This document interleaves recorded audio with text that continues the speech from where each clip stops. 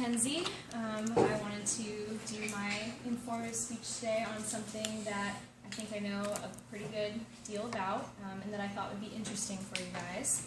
So we're going to be talking about bartending. My personal background in bartending, I started when I was in college. I needed a way to make money fast. I was supporting myself, so bartending was the best option in Gainesville, so that's where I kind of headed.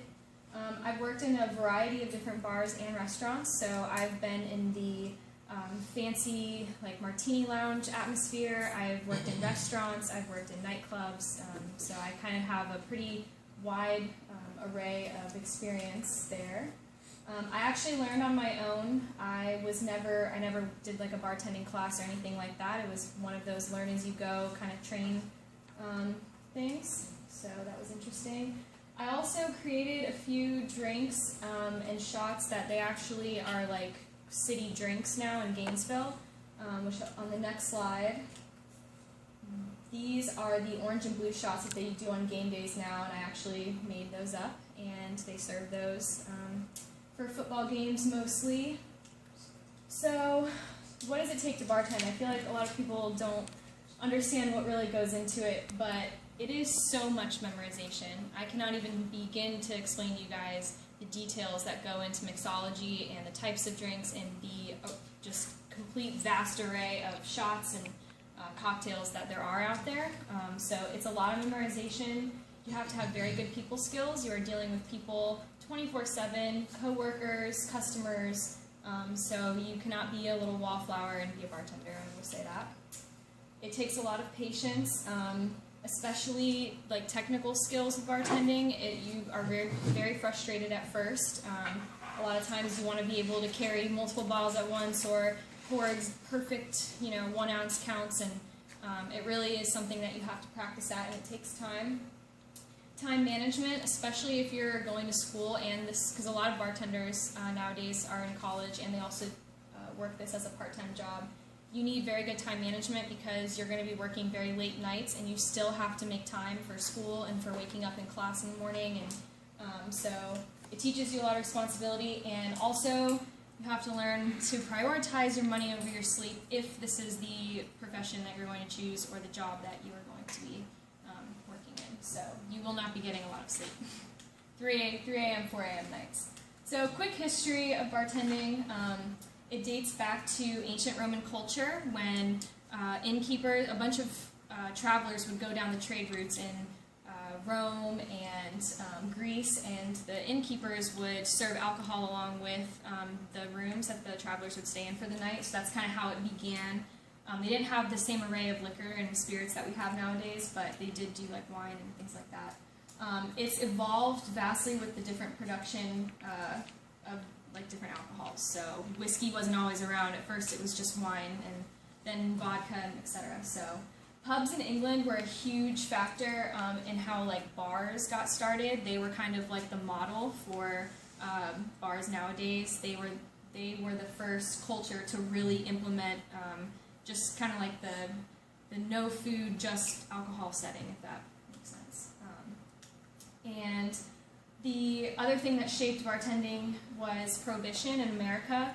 A lot of really popular drinks actually were created during Prohibition. So like the Long Island iced tea, the gin and tonic, the highball, those were all created by the underground bartending profession that came about from American Prohibition. So that's kind of cool. Okay, so materials commonly used. We have, in pretty much every bar, you'll have pour spouts, which they are used to help with ounce counts, because every drink has a certain amount of ounce of liquor or mixer in it, so you have to be able to know that and do it quickly, so that's what the pour spouts are for. There's a muddler, which is that brown stick thing. I'll just walk it through so much. And that's used to crush like fruit or any sugar cubes or anything that's not liquid form, and to mix that before you pour. These are ounce measures.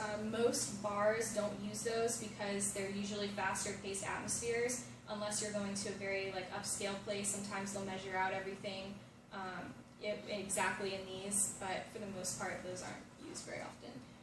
A strainer that helps for like drinks where you have chunks of fruit or things of that nature, but again, most bartenders don't use strainers, at least ones that have been in the industry for a while, because it's time consuming to have to switch your shaker to like go walk over and pick up the strainer. And so anyway, so those are used occasionally, and then obviously there is the shakers. Those are used across the board. You can't make drinks usually, unless it's straight up without a shaker. You have your bottle opener, and then you have your bar spoon. That's used to pull up material from the bottom that's heavier than the rest of the liquid in there. So it kind of mixes everything. So those are used occasionally. So again, I just said some types of bartending doesn't. Some types of bartending actually don't use some of these tools. So, for example, one of the bars I worked at was across from the football stadium. It was like in, out customer. Like, we would be packed with 400 people, have 7 bartenders behind the bar. We don't have time to muddle mojitos or use the strainer or measure out anything. So really we were only using the shakers and the pour spouts and the bottle opener. So depending on what kind of atmosphere you're in, that would be dependent on the tools that you will be using. Pouring, everything in bartending is measured in ounces. It's typically 4 counts with the pour spout is 1 ounce. Every bartender counts a little faster or slower than others, so you kind of have to learn as you go. It's one of those things you have to practice at. So another thing too is when you are learning your counts, you have to learn how to adjust for the weight of the bottle, because sometimes the heavier or the more liquid that is in the bottle, it'll come out a little faster. So you kind of have to learn to adjust your counting for factors like that. Also bubbling, a lot of pour spouts get bubbling in them and it messes up your count, so you have to learn how to adjust for that as well. Practice. Okay, so there's a lot of different ways to mix or build a drink, and it really just depends on what cocktail you're making, and also on customers' preferences. Shaking, pretty much every drink requires some form of shaking. Mostly martinis are like the main cocktail that would require that. It just keeps the drink really cold and gets everything kind of flowing. Rolling is usually for drinks where you already put the soda or soda water or something fizzy in it. So instead of shaking it up and having it explode, you would use the rolling technique, like in mojitos, because they have soda water in them. It just keeps the material from getting everywhere, and yet you can still mix the ingredients together.